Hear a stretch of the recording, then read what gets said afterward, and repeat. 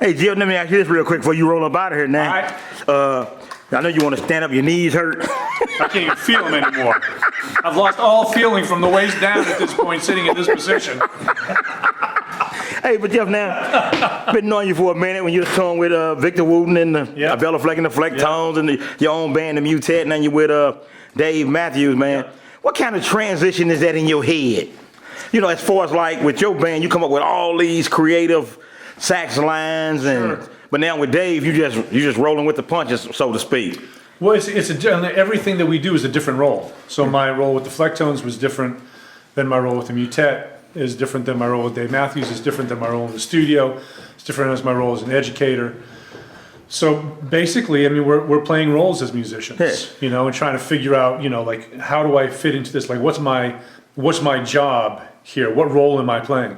And so with Dave Matthews, the role of everybody else in the band is to support the vocalist. Right. You know? Simple as that. And as simple as that, yeah. Yeah, so being in a section with Rashawn Ross, who's a brilliant trumpeter. Oh, man. And so, you know, our job is to be one unit, is to articulate together dynamics, intonation, parts, et cetera, et cetera. So playing with like Dave, your creativity, even though you can expand it, it's not like where you can expand it past where Dave is. You got to stay in the... Well, no, he gives us a lot of room improvisationally to really explore also. Oh, yeah? And so there's a lot of creativity in that. Well, you couldn't play like the Mad Hatter with him, could you? No, well, it's not really that kind of gig. That's what I mean. It's not that kind of music. Right. I'm just messing with you. So I do a lot of my own projects on the side. I'm in the middle of, I was telling Mark earlier, I'm in the middle of a project with a great cellist out of New Orleans named Helen Gillet. It's a duo project. And I just put out a project about a month and a half ago with a couple of Indian musicians and also a couple of the guys in Matthews' band, Carter Beaufort, Stefan Sarder. It's called Dream Shanti. And all this stuff is on my website. You listen to it, you check it out. So there's new stuff happening all the time. I did a duo record with Future Man last year. And we recorded it in like 2 hours up at my place. And edited it, mixed it, got together the next day, mixed it some more. So there's a lot of creative stuff going on. I'm in the middle of 3 projects right now. Plus a couple of books, and I'm also writing a children's book.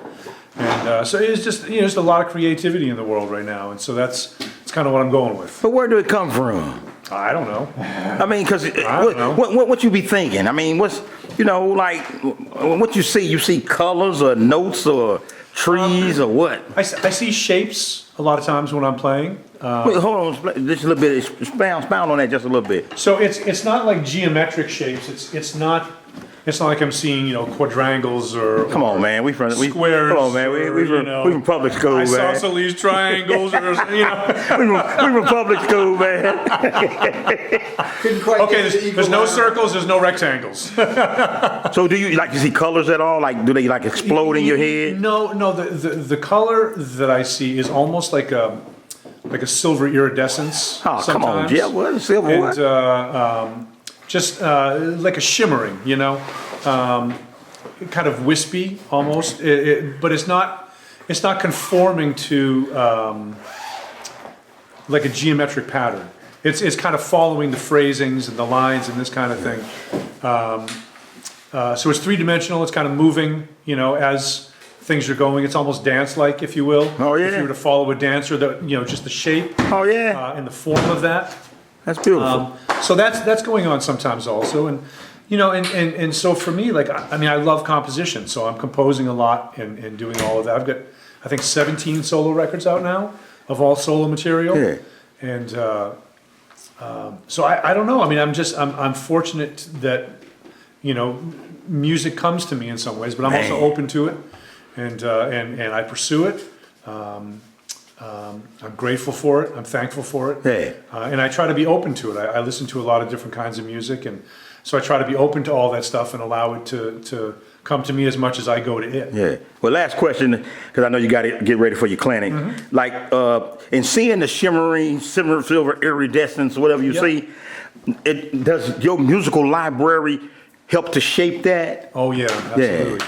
Yeah. So different things I listen to. Sometimes there'll be a piece of music that I listen to, and literally within seconds, it triggers something in me, and I have to go write. Like I don't even know the tune yet. It's just there's something about the transparency of it, the 3-dimensionality of it, the structure, harmonic structure of it, the sound of the recording sometimes. Any number of these things will inspire me to go and write something. And I try to bring those elements in, whether I'm listening to Brazilian music, or African music, or Australian music, or field recordings from the US or somewhere in Europe, gypsy music, Indian music. The list goes on and on and on. And it's all kind of gets jumbled up inside and comes out in some strange and beautiful way. Yes, sir. Yeah. Hey, y'all, this your boy Jay Ross. I'm hanging out with Jeff Coffin, y'all. We at Saks Quest, getting ready for his clinic, y'all. We gonna let Jeff roll. This your boy. We 10 million strong, and we gone. Peace.